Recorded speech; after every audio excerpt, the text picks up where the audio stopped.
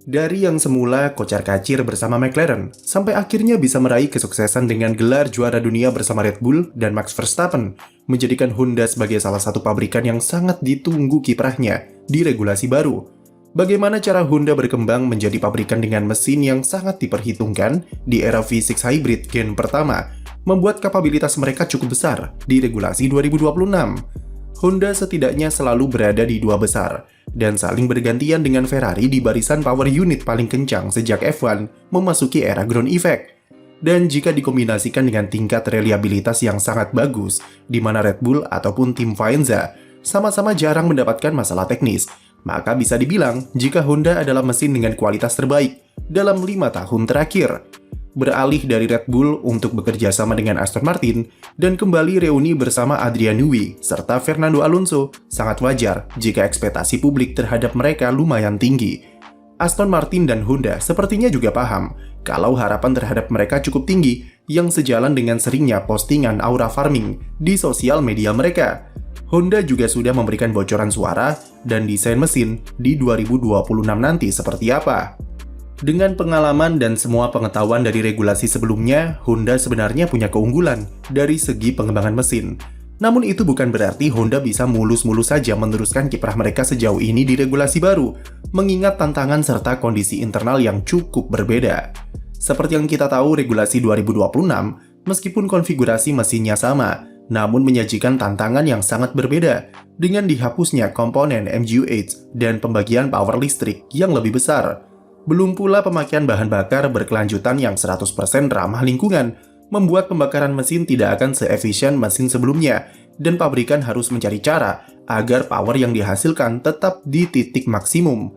Pada regulasi sebelumnya, Honda punya dua aspek yang jadi keunggulan, serta pembeda dari pabrikan lain. Pertama adalah efisiensi komponen MGU-H yang membuat turbo mereka bisa didesain dengan ukuran yang lebih besar untuk bekerja dengan sangat efisien dan bisa mengantarkan tenaga dengan instan dengan lag yang sangat minim. Pemanfaatan energi panas di mesin Honda merupakan yang terbaik dari semua pabrikan, membuat mesin mereka jadi jarang overheat, dan selain berpengaruh ke power mesin yang konsisten, tentu juga berefek pada reliabilitas yang badak. Konsep split turbo memang dibuat oleh Mercedes, namun ketika Honda mengadopsinya sejak 2018, mereka bisa memaksimalkan konsep tersebut dengan mekanisme kerja MGU-H yang lebih efisien dalam pemanfaatan energi panas. Sejak itu, Honda terus berkembang, dan area ini menjadi salah satu senjata rahasia kenapa mesin Red Bull bisa begitu kencang serta awet di sirkuit. Keunggulan kedua yang jadi pembeda adalah Honda punya cara tersendiri dalam mendesain struktur dari silinder serta piston power unitnya. Sejak 2021, Honda mendesain silinder mesinnya supaya lebih berdekatan satu sama lain, yang otomatis membuat ukuran blok mesinnya bisa diperkecil. Ukuran mesin makin kompak, berdampak pada susunan elemen-elemen di power unit, serta kelistrikan bisa dipersempit untuk meningkatkan keseimbangan mobil. Namun, efek terbesarnya adalah dengan ukuran blok yang makin kecil, itu membuat desain silinder dan jarak antara piston dengan katup atas menjadi makin kecil, yang otomatis akan memaksimalkan rasio kompresi yang dihasilkan. Berbicara rasio kompresi tentu berhubungan dengan topik yang heboh belakangan ini, dan Honda bakal jadi pabrikan yang memanfaatkan celah regulasi jika trik Mercedes serta RBPT diperbolehkan FIA. Mesin yang kompak, rasio kompresi yang dimaksimalkan, lalu dikombinasikan dengan efisiensi panas yang sangat baik serta turbo yang besar, membuat Honda bertransformasi menjadi pabrikan terbaik di F1. Pertanyaannya, apakah capaian tersebut bisa Honda dapatkan lagi di regulasi baru bersama Aston Martin? Melihat regulasi 2026, Honda sebenarnya kehilangan salah satu senjata rahasianya dengan dihapusnya komponen MGU-H.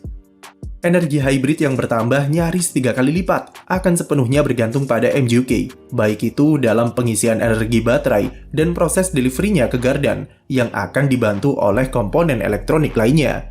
Dari regulasi sebelumnya, Honda paham betul jika efisiensi energi dan seberapa efektif proses penerapannya adalah hal krusial untuk membuat mesin yang unggul. Honda hanya perlu mempelajari ulang untuk menemukan cara menerapkan hal yang sudah mereka bangun di regulasi sebelumnya di mesin 2026 nanti. Tantangan terbesarnya adalah bagaimana Honda menemukan manajemen yang tepat antara power mesin dengan power baterai yang jadi fokus utama di regulasi 2026, serta bakal jadi penentu bagaimana jalannya balapan. Bukan cuma bagi Honda saja, namun semua tim mau sekuat apa mesin mereka, semua hadapi tantangan yang sama dengan berlomba-lomba ciptakan keseimbangan dalam manajemen energi hybrid dengan mesin combustion. Struktur tim teknis mereka juga tidak sekuat dulu lagi, karena banyaknya engineer memilih bergabung di proyek Red Bull RBPT, yang mana pusat pengembangannya memakai fasilitas bekas Honda di dekat Milton Keynes. Namun meski sedikit melemah, itu tidak menghambat progres pabrikan Jepang ini yang ternyata cukup signifikan, terutama dalam 2 bulan terakhir. Mesin mereka sudah tersusun sempurna, dan Honda hanya tinggal mengetesnya secara rutin untuk mengejar target power yang diincar, serta mencari reliabilitas yang jadi kekuatan mereka di regulasi sebelumnya. Honda bergerak diam-diam dan nyaris tanpa gembar-gembor, tapi di balik layar bersama Aston Martin serta Newey, mereka mempersiapkan sesuatu yang diharapkan jadi titik balik dari kiprah tim ini di F1. Mercedes dan RBPT memang menjadi favorit dengan trik rasio kompresinya, tapi Honda tak bisa diremehkan begitu saja. Mereka punya sosok Andy Cowell yang punya pengalaman sebagai kepala divisi mesin Mercedes sebagai fondasi kesuksesan mereka di era hybrid, dan sekarang berperan sebagai jembatan antara Aston Martin dengan Honda. Secara kolaborasi, Aston Martin dan Honda merupakan jenis kerjasama yang serupa seperti Red Bull sebelumnya, yaitu sebagai tim pabrikan penuh. Kerjasama keduanya membuat tim punya kebebasan dalam menyelaraskan pengembangan mesin serta sasis mobil, yang tentunya berbeda daripada saat masih pakai mesin Mercedes yang hanya terima jadi dan harus menyesuaikan diri. Adrian Newey juga punya pengalaman mendesain mobil Red Bull yang diintegrasikan dengan power unit Honda yang compact, tentu jadi keunggulan tersendiri dalam pemahaman teknis antara keduanya yang sudah klop. Salah satu aspek yang kabarnya dieksploitasi oleh Honda di regulasi baru adalah kolaborasi mereka bersama Aramco selaku penyuplai bahan bakar. Seperti yang kami sebut di awal, tantangan di regulasi 2026 adalah bagaimana cara pabrikan memaksimalkan pembakaran dari bahan bakar berkelanjutan yang sudah tidak mengandung minyak fosil. Mercedes dan Red Bull memakai trik rasio kompresi untuk maksimalkan proses pembakaran demi power mesin yang lebih besar.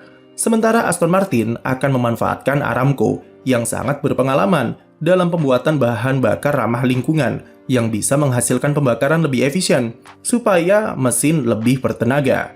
Keunggulan Aramco adalah mereka sudah lebih dulu mencoba produk bahan bakar berkelanjutan di ajang Formula 2 dan punya data-data yang penting untuk pengembangan BBM di regulasi 2026. F1 membebaskan penyuplai bahan bakar untuk berinovasi selama kandungan dan gas buangnya mematuhi standar ramah lingkungan. Aramco otomatis diuntungkan dengan data yang mereka peroleh selama menyuplai BBM di ajang Formula 2 dalam persiapan hadapi perubahan regulasi. Diyakini jika BBM produk Aramco bisa membantu Honda mendapat tambahan sejumlah horsepower dari efisiensi pembakaran yang lebih baik ketimbang pabrikan lain. Dari semua hal positif yang ditunjukkan Honda, poin terpentingnya tetap saja ada di bagaimana integrasinya dengan Aston Martin yang saat ini dipimpin oleh Adrian Newey. Memang ekspektasinya tinggi, mengingat prestasi Newey yang sudah melegenda sebagai desainer mobil juara di F1. Tapi Newey sendiri mengaku jika secara realistis butuh 2 tahun baginya untuk memperbaiki semua permasalahan yang ada di Aston Martin, terutama di aspek pengembangan mobil serta struktur tim yang berantakan.